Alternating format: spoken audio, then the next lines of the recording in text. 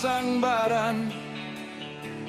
Sekarang tidak ada giliran agam yang disinggung pada diam, pada bisu. Giliran dua orang manusia ini rela caci maki